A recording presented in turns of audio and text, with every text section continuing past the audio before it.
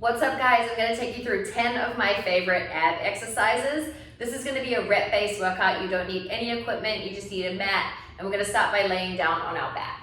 So I want you to come down to a nice lying position.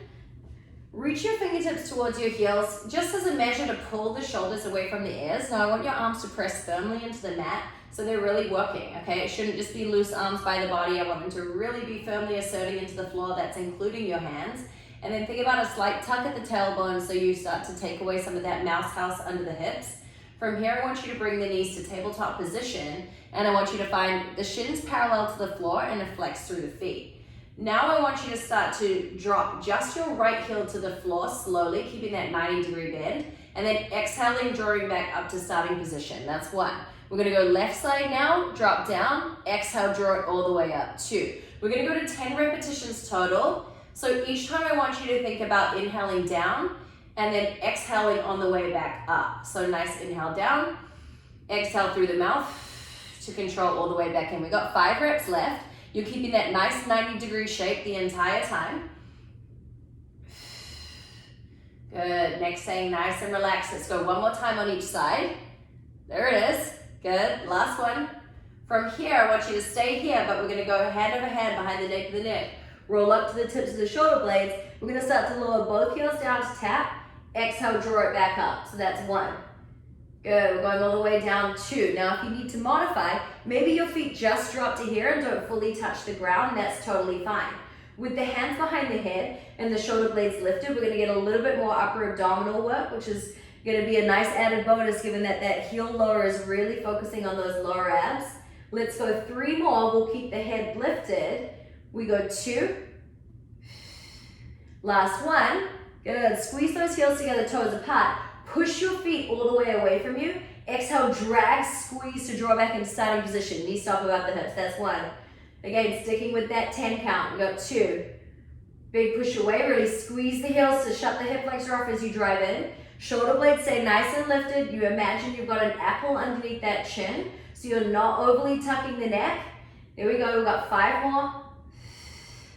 Keep using that breath. 4.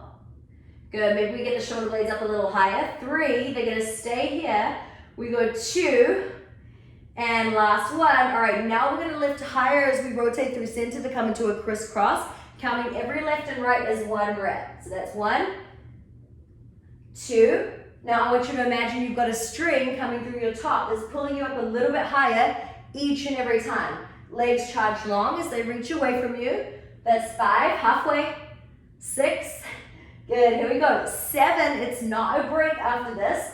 Let's go 8, 9, and 10. Keep that head lifted, legs go straight up to the sky, heels zip together, toes apart. You're gonna lever the legs out to 45 degrees. Exhale and squeeze to draw them back, up and in. That's 1, we've got 10 reps here. 2, if you ever need to lower that head down, that's totally fine. Let's go 3. Keep using that breath. 4. Good. Let's get it. 5. 6. Almost there. Let's go 7. 8. Lift those shoulder blades up a little bit higher if you can. 2 more. 9. And 10. Woo. Quick hug into the knees. Should feel pretty spicy in there, okay? That should be feeling really nice. We're gonna take a quick intermission and roll over onto our front for a bear with a walkout position. So hands are underneath the shoulders, knees are underneath the hips. You're gonna tuck your toes, float your knees just off the floor. You're gonna keep this framework of the lower body, and the hands are gonna walk out in front of us. So we'll start with our right hand leading. We walk out, out, in. Then we go left hand leading, out, in. That's 2, here we go. 3. Now, can you keep your knees so close to the ground? Okay, so you want to keep that body nice and steady. You got it. We are on 5. Really stabilize those hips. 6. Good. Okay, how close are those knees to the floor? Don't let your butt creep up. 7. Almost there. Let's go 8. We're going to hold here after our 10th one. Here we go, 10. Hold, and then we're going to tap hand to opposite knee. We join in the center. That's 1, 2. Good. Again, control those knees. 3. There it is. 4, good. 5, 6, 7, 8. You're gonna lower to your forearms. 9. When we get to 10, 10. Good. All right, stretch out to high plank. Lower down to those forearms. From this position, think about already driving your energy back through your elbows. I want you to charge your left knee into your left elbow. Drop your right hip and then square off. That's 1. Right knee to right elbow. Drop that left hip. Draw back. That's 2. Going all the way to 10. 3. Good. So even if you can't get that knee all the way to the elbow, you're just going to get it as close as you can. And then in that swivel, you're trying to imagine like you're going to tap that opposite hip right down to the floor. We got 1 more on each side. Let's get it. Little break coming up for those arms after this last one. Woo! And you're going to push back, shake it out. We're going to roll back over onto our back. And from this position, we're going to target the abs in a slightly different way. We're using a glute bridge at the same time, so you get to work your glutes. Lucky you. Roll up to that hip bridge, hold here. Extend your right leg up to the sky. Now, before you move, pull back a lot through that left heel, so fully cement your left foot into the floor, pull back through that heel. Now, I want you to point through your right toe, and you're going to extend that right leg out. You're going to slice down inside that inner thigh, big circle out to the side, back to the top. That's 1. Let's go 2. Hips stay nice and steady. 3. So you're going to feel left glute, right oblique. 4. Good. Let's go 5. 6. Go, keep those hips nice and energetically lifted. 7. 8. Try and relax through the shoulders. 9. And 10. Pause at the top, just change direction. 1. So this left side should be staying really steady, even as that right side comes to flirt, as the leg slices up on the inside of that left inner thigh. You got 4, 5, 6, 7, almost there.